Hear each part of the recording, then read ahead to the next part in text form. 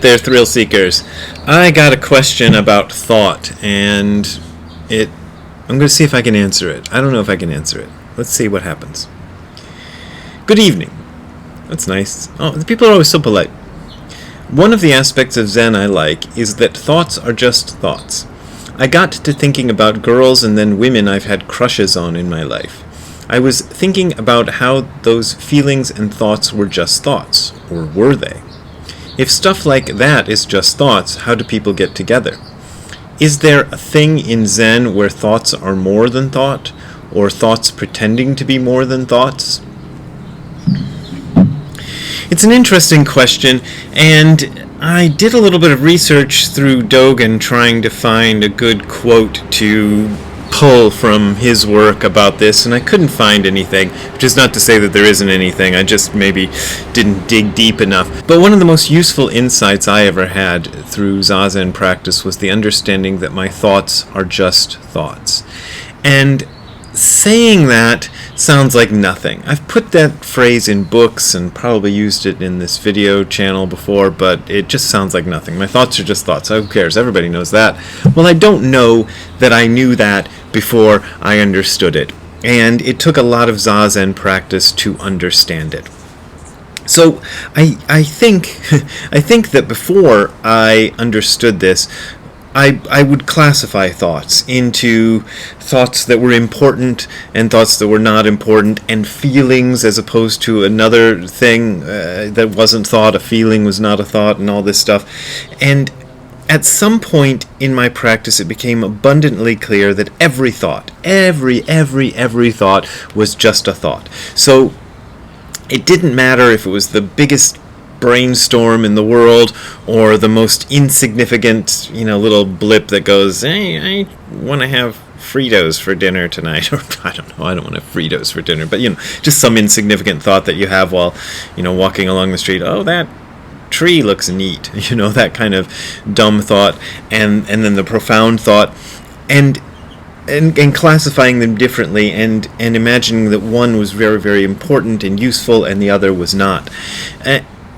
And maybe that is true, and maybe there are thoughts that are more useful than others or more important than others, but they're all the same darn thing. It's just sort of this action that goes on in the brain, and the brain is recombining things and doing whatever it does, and it pops out as a thought, and they're all kind of the same. And understanding that they're all kind of the same took away a lot of the power of thought that thought had over me before I understood this. And that I found incredibly useful. I don't necessarily believe my own thoughts anymore. That's another thing that I noticed, is that I had a tendency to believe my own thoughts. If the thoughts were from me, they must be true. But now I kind of doubt that my thoughts are true. It just seems that this organ up here in my head will do stuff, and it has the same. It's like what Okumura. Was it Okumura? No. It was the other. It was Okumura's teacher. What was Okumura's teacher's name? Oh hell! If I think of it, I'll put it on the screen. Anyway, it was Kosho Uchiyama. That's what his name was. There's Ziggy expressing his thoughts. Ziggy.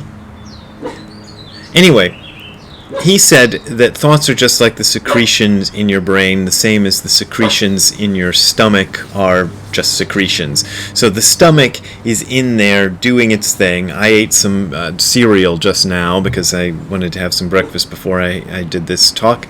And right now there's secretions in my stomach doing stuff with that cereal. Same thing is going on in my noggin, in my head, where the brain is processing the various things that have happened, things I've read, things I've experienced, and making something out of it which emerges into consciousness as words and ideas, but it's all just the same process. Whether it's the big thought or the little thought or any other thought, it's all the same process. Now, one place I came across a kind of systematic interpretation of how thought works Was in this book, Prior to Consciousness, Talks with Sri Nisargadatta Maharaj, edited by Jean Dunn. And I mention Nisargadatta Maharaj a lot on this channel, and he's not from the Zen tradition, but I think he's very interesting. But this particular bit that I want to share with you isn't really from him. He's talking about something that exists within the kind of Advaita Vedanta way of understanding things. And now the question is framed in terms of speech, but actually I think what we're talking about is more thought than speech. So here goes. The questioner asks, what are the 4 types of speech? And Maharaj answers, they are para, source consciousness, then pashyanti, the emanation of thoughts, then madhyama, formulation of thought words, and vaikari, language explodes out. The ordinary ignorant person is not aware of para and pashyanti, that's the first 2 stages, source consciousness and the emanation of thoughts, which start the whole process. They are too subtle. He starts working on madhyama, which is, let's say, the formulation of thought words, which is also identified with the mind and comes out with words, vaikari. The mind throws out words and thoughts, and through these we have mistaken our identity as me or mine, whereas whatever takes place is independent of the one who witnesses and is based entirely on the life force. This consciousness has mistakenly identified itself with the body and with thoughts or words. It considers itself to be guilty of something or that it has acquired merit by some action, whereas everything merely takes place through the action of the life force. So that's their philosophy about this, but what I thought was really interesting was this idea of para, source consciousness, pashyanti, the emanation of thoughts, madhyama, formulation of thought words, and vaikari, language explodes out. Because that's one of the things I started to notice which got me into this understanding of thoughts being just thoughts, which is that thoughts don't just appear fully formed in the mind. This is what I thought. This is the stage that he calls madhyama, a formulation of thought words. And he says that the ignorant only ever notice that. And I think really in the beginning of my practice, or before my practice started, that's all I ever noticed. I didn't notice that there were other stages before this. I just noticed that when they appeared as words in my mind, and then, the next step is what does it say, language explodes out? Yeah, language explodes out. So then you speak them, that can be the final stage. But actually what seems to be going on is this sort of, it reminds me of like a lava lamp. Lava, I don't know if you've ever seen a lava lamp. If I can find one, I'll stick a little video of a lava lamp in here. But in a lava lamp, you have this kind of wax, I think it's wax inside, and it heats up, and the heat makes the wax sort of bubble up, and then a bubble will appear and float up to the surface. And that's what is kind of going on in the mind when thoughts appear. They start off as this nebulous mush of nothing really that you can identify, and then at some point they form into a sort of a concept that then some other part of the mind, it seems, puts words to and then explains the concept back to the conscious mind so that the conscious mind can understand it. At least that's what seems to be going on. And the revelation or the understanding that I had through doing this Zazen practice is that they're all kind of the same. It's all just that wax bubbling up.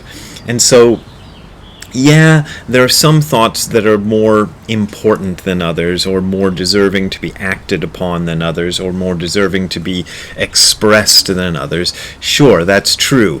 But actually, most of your thoughts, like 99 point, however many nines you want to put after it, percent of the stuff that goes on in my head and probably everybody else's head just doesn't need to be expressed, doesn't need to be said. And that's why silence is a really good thing, and that's why the practice of Zazen, which is kind of entering into silence, is a real good thing. Now, I'll just leave you with a little bit of something that is maybe not directly related to this, but is also interesting, and I came across when I was looking for a Dogen quote to put to this little talk this morning. This is from Shobogenzo, Book 1, and it's the introduction that Nishijima Roshi wrote to Shin Fukatoku. Mind cannot be grasped, the former. Well, I'll read you the whole introduction because it explains what I was about to explain. Shin means mind, Fu expresses negation, Ka expresses possibility, and Toku means to grasp. Shin Fukatoku, or mind cannot be grasped, is a quotation from the Diamond Sutra. On the basis of our common sense, we usually think that our mind can be grasped by our intellect. So the mind being grasped by the intellect is sort of that Madhyama stage. Anyway, here we go. And we are prone to think that our mind must exist somewhere substantially. So that's that bubbling up stuff, the waxy stuff I compared it to in the lava lamp. This belief also extends to the sphere of philosophy. René Descartes, for example, started his philosophical thinking with the premise cogito ergo sum, or I think, therefore I am. The German idealists, for example, Kant, Fichte, von Schnelling, and Hegel, also expressed their philosophies on the existence of mind. But in Buddhism, we do not have confidence in the existence of mind. Buddhism is a philosophy of action, or a philosophy of the here and now. In that philosophy, mind cannot exist independently of the external world. In other words, Buddhism says that all existence is the instantaneous contact between mind and the external world.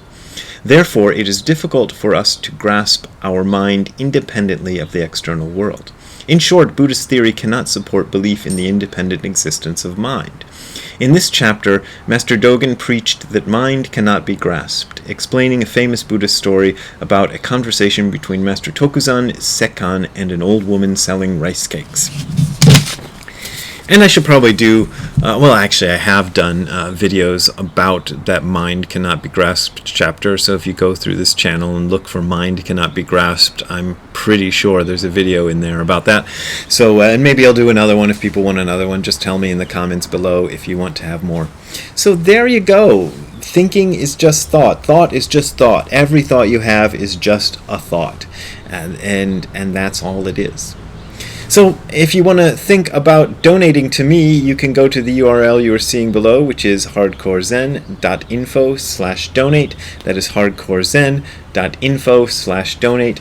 There you will find links to my PayPal and Patreon accounts. Those are my only ways of making a living, and I really appreciate your support. But as always, this is offered for free, so you don't got to support me if you don't want to support me. We will see you next time. Have a good time all the time. See you later. Bye. Ziggy in a sunbeam, I know, it's serious. Ziggy.